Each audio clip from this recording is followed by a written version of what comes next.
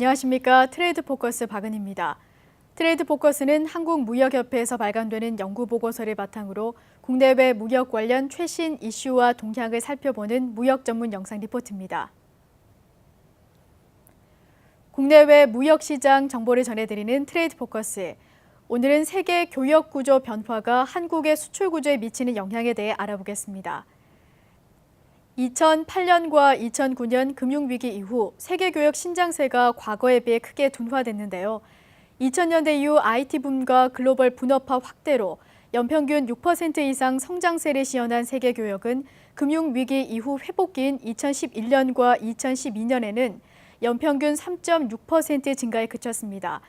이러한 교역 신장세 둔화는 특정 지역이 주도하기보다 대체로 모든 지역에서 나타나는 현상입니다. 영국 이코노미스트지에 따르면 최근의 세계 교역 둔화 요인으로 경기 회복 지연과 함께 무역 금융 축소, 보호 무역주의 강화를 지적하고 있습니다.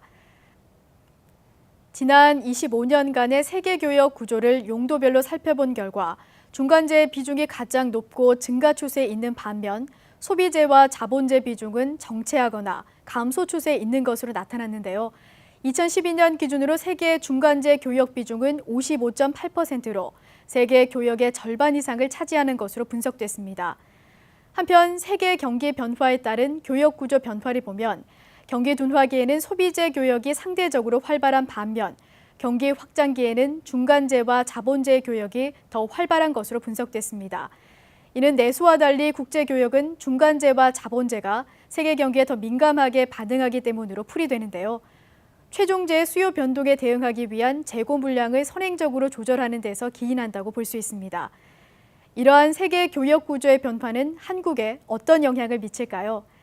한국의 경우에는 소비재 감소와 중간재 증가는 세계 트렌드와 방향을 같이 하고 있지만 자본재 교역은 오히려 증가하는 구조를 보였습니다.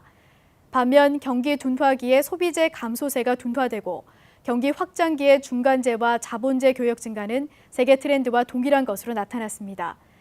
세계 수요 확대 품목에 대한 한국의 점유율 변화는 어떠할까요? 한국은 세계 수요 확대 품목 대부분에서 세계 시장 점유율이 상승해 양호한 수출 구조를 가지고 있습니다. 하지만 일부 경쟁력 약화 품목이나 생산시설 이전 품목을 중심으로 세계 점유율이 하락했습니다.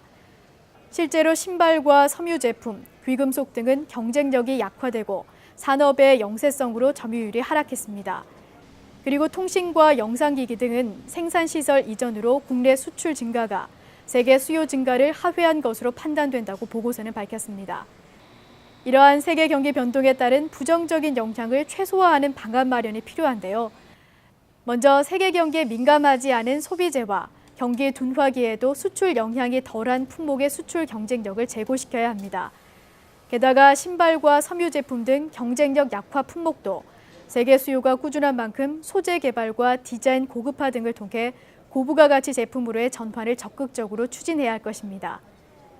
앞서 살펴본 방안 외에도 보다 장기적인 관점에서의 전략적인 접근도 이루어져야 할 텐데요. 한국은 세계 경기 변동의 영향을 크게 받는 구조인 만큼 소비재 수출 확대를 통해 품목 구조를 다양화시킬 필요가 있습니다.